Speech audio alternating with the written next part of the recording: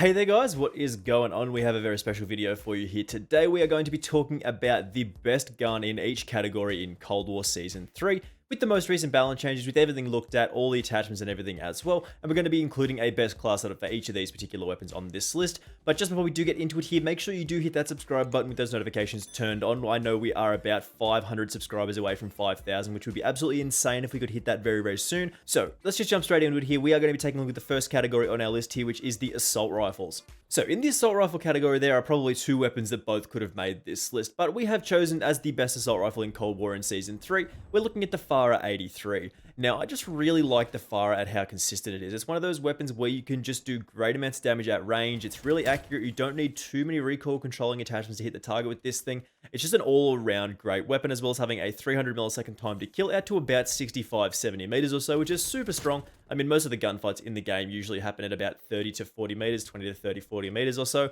So having that extra damage range is kinda a little overkill sometimes, but when you do have to fight at long distances, this thing will definitely be able to back you up here, and is a fantastic assault rifle in this game right now. Of course, special mention to the AK-47, which does share very, very similar values, and they are clearly the two best assault rifles in the game right now. Unfortunately, one of these did have to go on the list here, and as a coin flip, like one of those decisions where it could have gone either way, we're going with the FARA 83 as my personal preference, but I know the AK-47 does share similar values and is also a very, very good weapon and could have easily made this list as well. If we are looking for a class setup for the FARA 83, this is the attachments that I would go with here. Basically, we want to start off with an optic. I don't usually prefer the iron sights on the FARA 83. I think the iron sight itself, like the actual sight on the end of the gun, is fine, but it's more of the housing, like the bulky sort of shield looking thing where you do look near your eyeball. I think that's a little bulky sometimes. It can block the peripherals, but it is a fine iron sight. I usually go with the optic in the Microflex LED so I don't have to deal with that, but this choice is up to you. In the barrel slot, there's only really one option that we want to go with. That is the Liberator barrel for a 100% increase to our bullet velocity, taking our bullet velocity to an absolutely fantastic 1350 meters per second.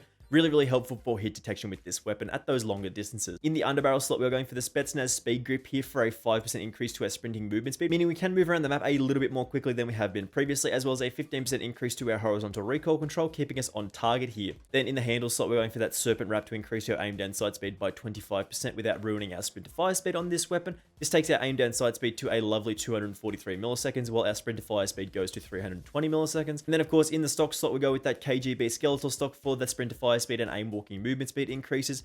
So as I said, the FARA 83 is a fantastic weapon in this game, and in my opinion is the best assault rifle in the category at the moment in Season 3 in Cold War. The next category on our list is of course the SMGs, and there is one standout in the SMG category at the moment. And I know there's the AK-74U, there's the new PPSH-41, there's a lot of good weapons in this list, but I think the best SMG in the game right now is still the LC-10. Even with the most recent nerfs that did happen a little while ago, a couple of weeks back, they did take a lot of damage range out of this thing, which shows you how broken this thing was previously. And the fact that it is still very, very powerful SMG in this game with fantastic bullet velocity values and pretty decent range values at to about 15 meters or so, it's still a fantastic weapon in this game. You're going to get decent times to kill across the board at most distances where you would be fighting with an SMG. If we were looking for a class setup for the LC-10, this is probably what I would go with here. Starting off with that SOCOM Eliminator in the muzzle slot, giving us that little bit of an increase to our muzzle flash concealment, meaning our red dot does disappear from the map quite quickly, as well as a 7% increase to that vertical recoil control keeps us on target here. The LC-10 doesn't have super lots of recoil as it is, but this is a great one to keep our recoil down. In the barrel slot, we are taking the Task Force barrel for an increase to that damage, that range, and that bullet velocity values, giving us a nice bullet velocity for our hit detection of 717 meters per second, which is basically double most of the other SMGs in the game, as well as an effective damage range of 19 meters, which is still a fantastic option in this game for hitting those distances. It's sort of medium. Most of the gunfights that you will get into with this set of happen at close to medium range, and 19 meters of damage range for the first damage drop-off number is a really powerful option. In the underbarrel slot, we are still going for the SFOD Speed Grip here for that touch increase to that sprinting movement speed. It's sort of a little bit of a toss-up here whether this is actually worth it anymore, but I still think it is. You do move a little bit faster when you are sprinting,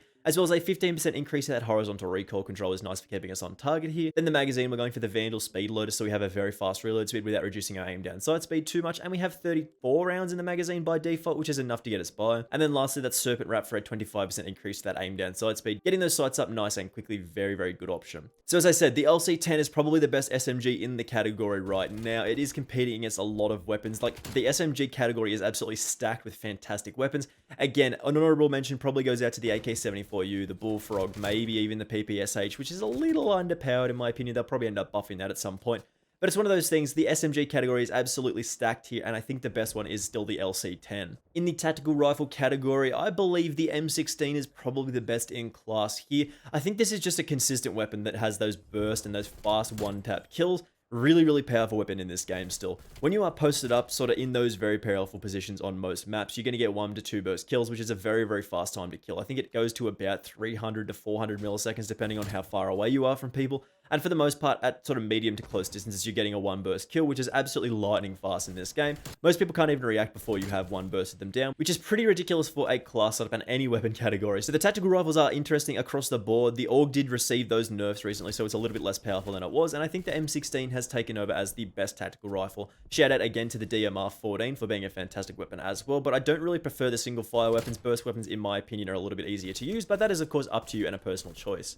If we were looking for a class setup for the M16, this is a little bit interesting to what we normally would run. You can run 8 attachments on this thing, but we're not going to talk about that. We've got 5 here, and I think this is a fantastic class. So we want to start off with that optic here, that mill-stop reflex. I hate the iron sights on the M16, and I think they're a little bit long, a little bit thin. They just don't really work for me. So a mill-stop reflex keeps us on target here. In the barrel, we want that task force option for that increase of that damage, giving us the most potential for 1 burst kills, as well as increasing our effective damage range and that bullet velocity, giving us a nice bullet velocity for our hit detection of 1,087 meters per second. In the underbarrel slot, again, we are going for the SFOD speed grip here for that 5% increase to that sprinting movement speed, meaning we can move around the map quite quickly while we are sprinting, as well as a 15% increase to that horizontal recoil control. Then in the handle, we are going for the Serpent Wrap for a 25% increase to that aim down sight speed, meaning we can get those sights up nice and quickly. And then we finish this off with the SAS combat stock for that shooting movement speed of 10% and a 78% aim walking movement speed increase, which is absolutely massive for moving around the map while we are aim down sight. So again, I really enjoy the M16 in this game. I think it is quite powerful at those medium distances. The other tactical rifles are a little lackluster sometimes. Like, they're still good weapons, and as I said, the DMR14 is still quite powerful if you are into those single fire weapons, so you can definitely use that. But in my opinion, the most powerful tactical rifle in the game as of Season 3 is the M16 still.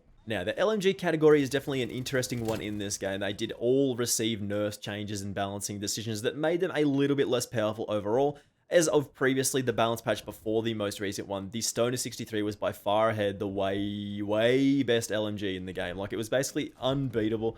Really consistent recoil control, basically 3-shot kills if you are tossing in some headshots there, time to kill ridiculous, range ridiculous, bullet velocity ridiculous, so they have toned a lot of those stats back, but I still think the Stoner 63 is probably the best LMG. I think they're all sort of fairly similar now, which is a little unfortunate. There's no standouts anymore, but I still think the Stoner 63 is a very powerful weapon. As for a class setup with the Stoner, again, this is similar to how we have built the M16. This is what we want to go with here. We want that task force barrel for an increase to that damage, that bullet velocity, and of course that range. Look at these stats, man. 43 meters of damage range. It was about 70 meters previously, which was ridiculous, and 1300 meters of bullet velocity is a fantastic option for hit detection. Then in that underbarrel slot, we're going for the SFOD speed grip to increase that sprinting movement speed, meaning you can move around the map very easily, as well as that horizontal recoil control as well. Then the magazine, we're going for the fast mag for a 25% increase to that reload speed. Then the handle, airborne elastic wrap for the most amount of aim down sight speed as well, 30% increase is massive. And then the stock, we're going for the SAS combat stock as well for the shooting movement speed and aim walking movement speed increases here. So in terms of the LMG category here, I still think that the Stoner 63 is probably the best option overall in terms of that damage range, bullet velocity, time to kill, and there's lots of other good things about this. The recoil isn't too difficult to control, but I still think it is a little bit less powerful than it was previously. The RPD and the M60 aren't really that good. So the Stoner 63 is still the option that we go with in the LMG category for being a very powerful option in Cold War. In the sniper category, you know the best sniper in this game is still the L3 Tundra. There is nothing that can compete with this thing in terms of one-shot kills, as well as having decent handling speeds in terms of aim down sight, as well as that rechamber speed. This is just the best gun in the game in terms of those sniper rifles, and it's really hard to go past this. You can see in the background, you get those easy one-shot kills while still having decent handling speeds, and that's all we're after here. You don't get too many hit markers with this thing like you do with the Pellington or the Swiss K31, which is a little unfortunate in terms of that aim down sight speed stuff, but it is what it is here. The LW3 Tundra is still the best sniper in the game, in my opinion, in Season 3. Our Tundra class setup does look like this as follows. We have the barrel. We want that target aim option for that damage increase. 21% increase to that fire rate, as well as a nice amount of bullet velocity here. Bullet velocity of 825 meters per second is great for hit detection. Underbarrel, we are going for that infiltrator grip movement speed, shooting movement speed, and aim walking movement speed increases, allowing us to move around the map quite quickly. 5% increases across the board. Then magazine, we want, of course, this 7-round mags, not the 9-round mags. We want that 7-round mag so we don't decrease our aim down sight speed. A handle, we want that airborne elastic wrap. 12% increase to that aim down sight speed is a very good option here, And then lastly, the stock, we want that Raider pad for that sprint to fire speed increase, as well as a little bit of aim walking movement speed is quite nice as well. As I said, the LW3 Tundra gives you the most amount of one-shot kills, the best sort of one-shot kill zones outside of the ZRG 20mm, which is absolutely ridiculous, but it does shoot quite slowly. So the LW3 Tundra is probably still the best sniper rifle in the game, in my opinion, in Season 3, and there's not really much argument to that. The next category that we are going to be looking at here is, of course, the shotguns. Now, the shotgun category did basically get dumpstered recently. I mean, the Street Sweeper was an absolutely standout weapon. I still think it is probably the best shotgun in the game as of the Season 3 patch, even though it did get that absolutely massive nerf, leaving that massive one-shot kill distance. You can't one-shot kill with this thing at all, but just because of how easy this thing is to use, it's probably still the best shotgun in the game for just sort of close combat, close spamming. You're still going to get lots of kills with the Street Sweeper.